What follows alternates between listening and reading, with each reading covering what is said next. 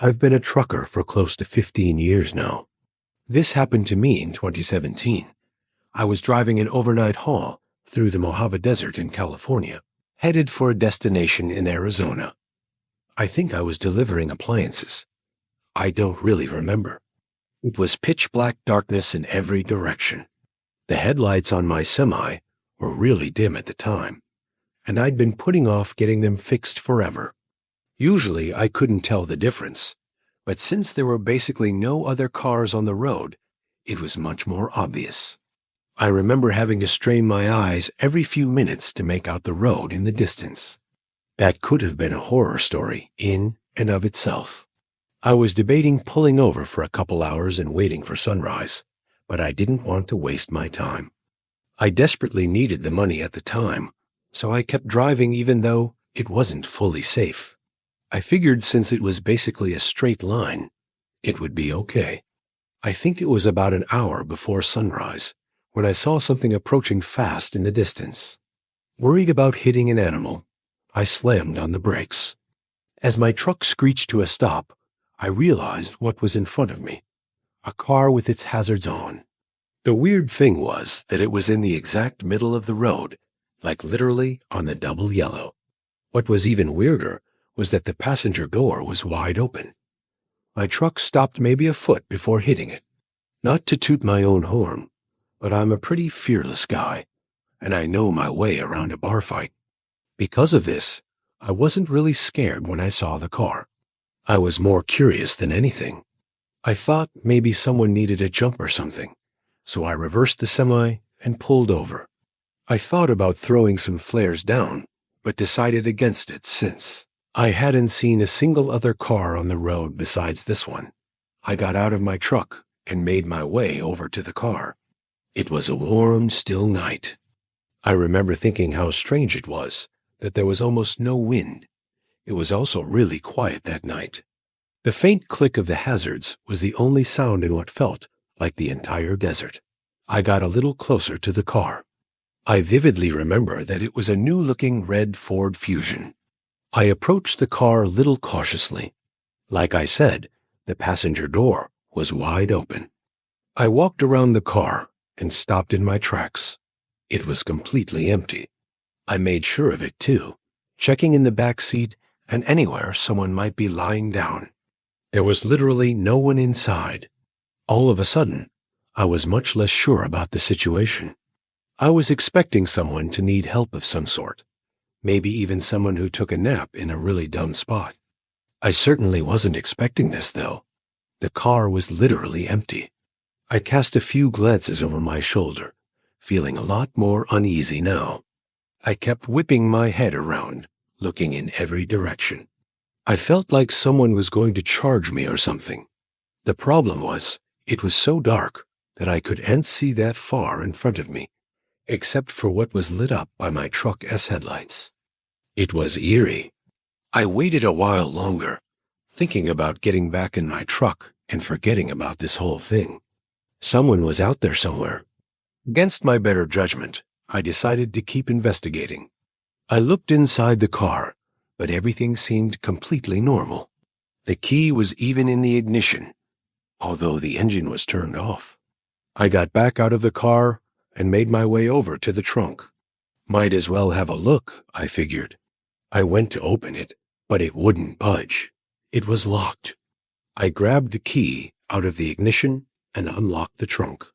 Still, though, the thing wouldn't budge. It was jammed from the inside somehow. I opened the back door and tried getting at the trunk through the back seat. To my surprise, it actually opened. There were 3 squishy garbage bags back there, along with a rope that was tying the trunk closed. I remember glancing one more time over my shoulder before reaching for them. The coast was clear. I must have been within 5 inches of one of the bags. I slammed my head on the roof of the car in shock. I didn't even think. I threw the keys on the front seat and got out of the car as fast as I could. As I was climbing into my semi, I heard a grungy voice yelling in the distance. He yelled, "Hey," a bunch of times, and his voice seemed to be quickly approaching. I scrambled into the semi and turned it on. I threw it in gear as fast as I could. I remember cursing a bunch of times as the engine initially stalled, and that's when I saw it. As my truck began pulling out, I saw a person standing at the trunk of the car. It was a short, husky guy with red hair. He was wearing overalls and shin-high boots. In his left hand, he was holding a small shovel. In his right, though, was an old-looking hunting rifle. We locked eyes for a few seconds as my truck began to drive past him. He didn't move. I remember him not looking crazy or anything. He had this worried look on his face. As I passed him, he dropped his shovel and started waving his hands. He yelled, "Wait!" a few times, but I wasn't staying there another second. As I drove away, I watched in the rearview mirror as he ran after my truck for a few seconds before sprinting back to his car. It was clear he wanted me to stop, but there was absolutely no way I was going to do that. I stepped on it, pushing the semi much faster than I should have. I drove for like 5 minutes and started to think I was in the clear, but then I saw headlights fast approaching behind me. I remember feeling more scared than I've ever felt in my entire life. I called the police and told them what happened to the best of my ability. That's when the car was basically right on my tail. It started honking like crazy at me. I honestly didn't know what to do, so I just kept driving, praying to God he wouldn't try and ram me. After like 15 minutes of this, he cut in front of me and hit his brakes, forcing me to slow down. I was just about to crash into him when finally some flashing police lights appeared ahead. The Ford veered off to the right and sped into the desert, disappearing from sight. I pulled over and waited for the officer to show up. I frantically told him what had happened, but the useless cop decided to get a report from me rather than chase the guy down. I was so pissed about that. I told the guy, like, twice that he could probably catch up to him if he left now. The cop told me not to worry, and that they'd do a thorough search as soon as backup arrived. He sent me on my way and said they'd call me if they ever had an update for me. They never did.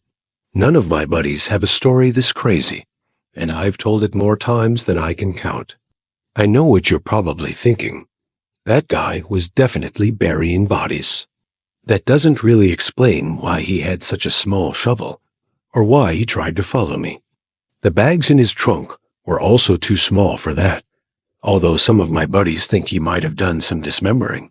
For my own sanity, I like to think that he was burying some other kind of animal, maybe putting a diseased dog out of its misery, or some dangerous snakes. I really have no idea. Either way, I've never been totally comfortable driving through deserts late at night after this experience. I'm sure you've seen some of the more modern videos online where truckers will document their daily routines and provide tips for each other. Or maybe you haven't. But being as I'm on the younger side in this industry, every time I open TikTok or YouTube Shorts, that's all I see. I won't get into it, but I had to drop out of a pretty prestigious university for some personal reasons.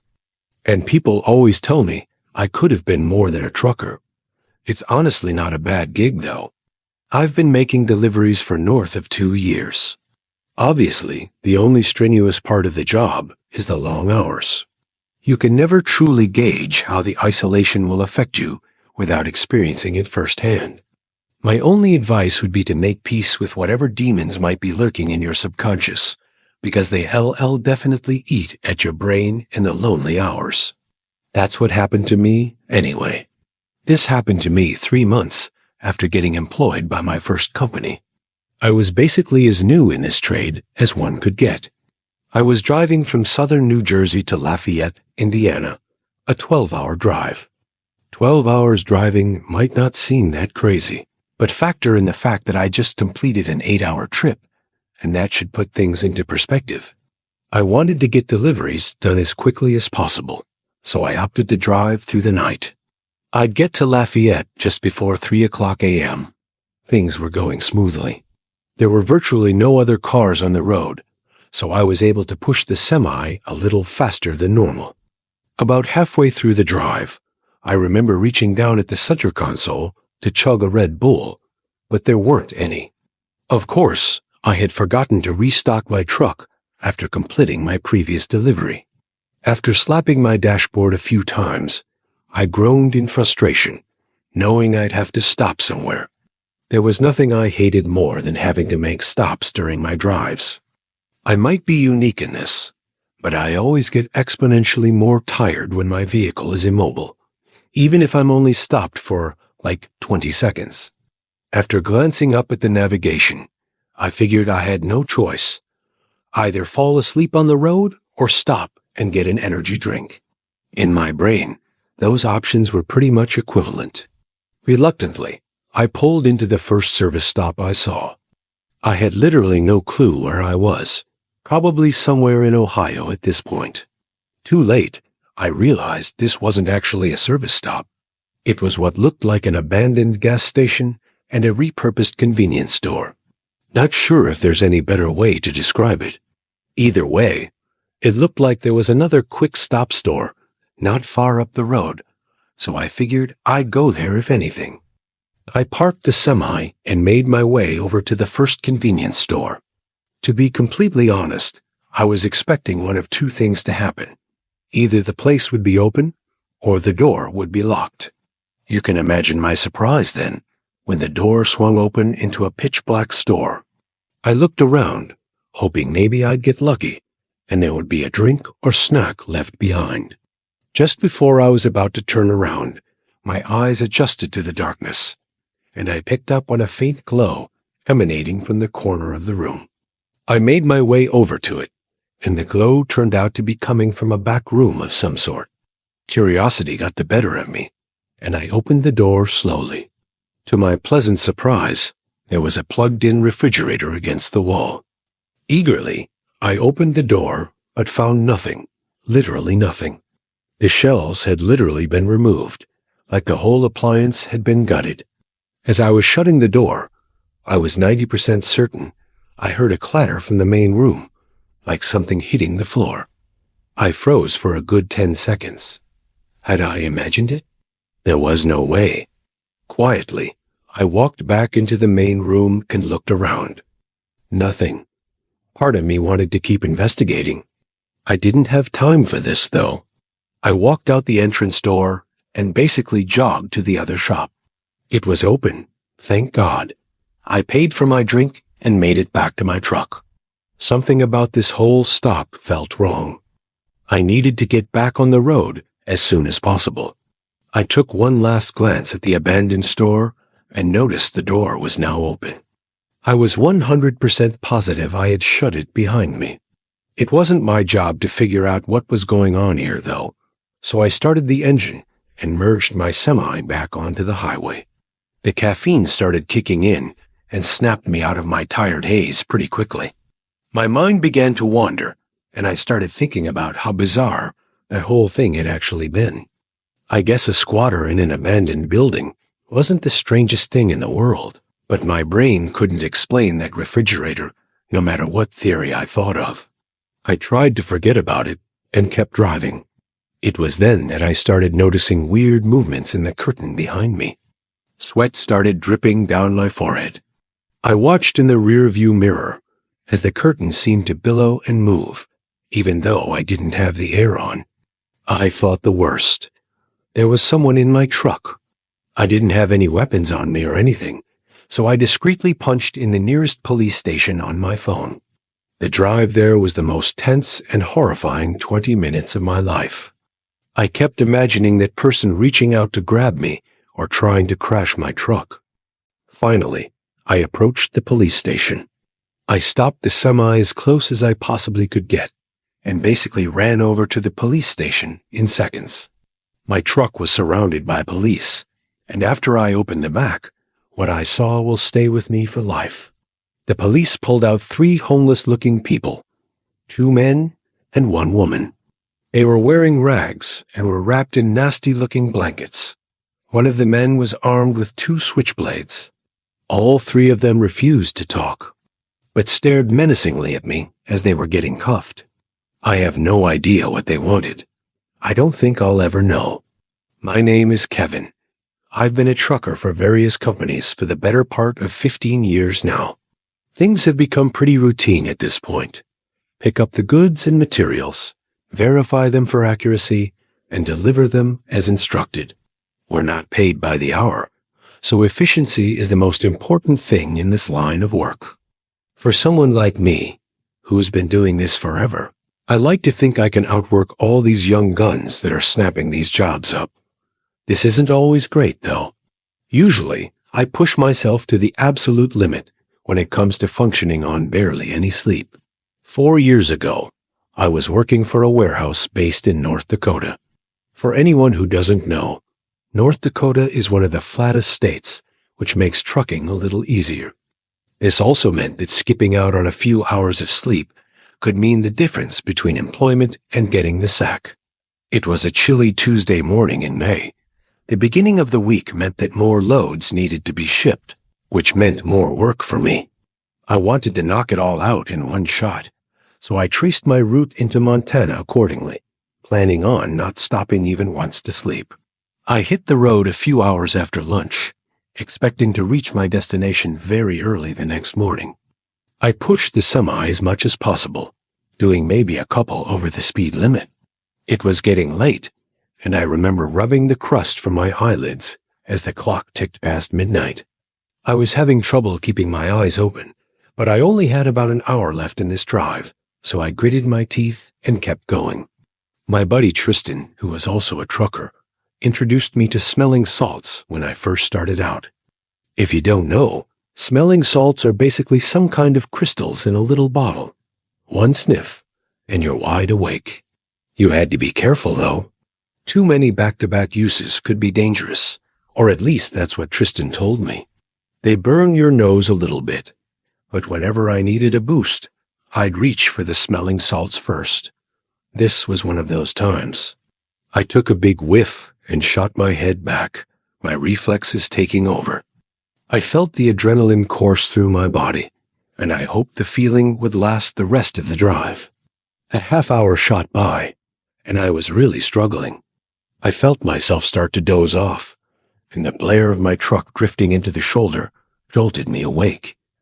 This was getting dangerous, I thought. I had to pull off. I was all alone on the highway, but there was nowhere to pull off. There was just woods on either side of me. I slowed the truck down, searching desperately for somewhere to pull over. At this low speed, my headlights pierced through the darkness, and I was able to see a lot more. As I looked around, I saw something that confused me. There was a purple dress lying in the middle of the road. What the hell, I thought, rubbing my eyes. Was I hallucinating? I blinked like 6 times just to make sure I wasn't going crazy. It was real. I approached the dress with my truck and stared at it as I rolled by. In hindsight, this should have been more of a red flag, but I think I was just too exhausted to process what was going on. About 200 or so yards away, I passed a pair of shoes. Now I was starting to freak out. What the hell was going on? I passed the shoes, praying to God there would be a place to pull off soon. My old man David was a super religious guy, so I clutched his old cross and hoped he would come through for me. A little further up the road, I saw a bunch more random clothing, some of which looked like little kids' clothing. This time, I stopped the truck. The panic started to set in. Something was very, very wrong. I sat in the driver's seat with the truck at a standstill. I was expecting something to happen, but it never did, so I did what my instincts told me to do. I stepped out of the truck and went to inspect the clothing. I still remember the feeling of the chilly morning air piercing my skin, which definitely helped my exhaustion. I approached the pile as cautiously as I could. It was indeed kids' clothing. It looked like there were both boy and girl pieces of clothing in the pile. I looked around into the woods, but I couldn't see much of anything in the darkness. I had my head on a swivel, worried that this was some kind of trap. I decided it was not my business to figure out what was going on, so I made my way back to my truck. Just then, I heard a crunch from the left. I whipped around trying to see what was there. I stood there, waiting to hear another sound. After about 30 seconds, there was another crunch, but this time from the opposite side of the road. My survival instincts kicked in, and I sprinted toward the truck. I jumped into the front seat, but just before I slammed the door, I heard a child's scream ring out. I froze, my heart bursting out of my chest. I was caught in a crossroads. I wasn't going to fight some random people in pitch-black woods, but I couldn't just abandon some helpless kids either. Before I could make a decision, another almost identical child's scream rang out. Without thinking, I turned the truck on and pointed its nose toward the spot in the woods where I heard the noise. My headlights lit up about 30 yards into the woods. There were 3 or 4 people, one of whom was holding a massive speaker. They ducked behind a couple of trees as my truck lit them up, but I had exposed them for just enough time to make out what they were doing.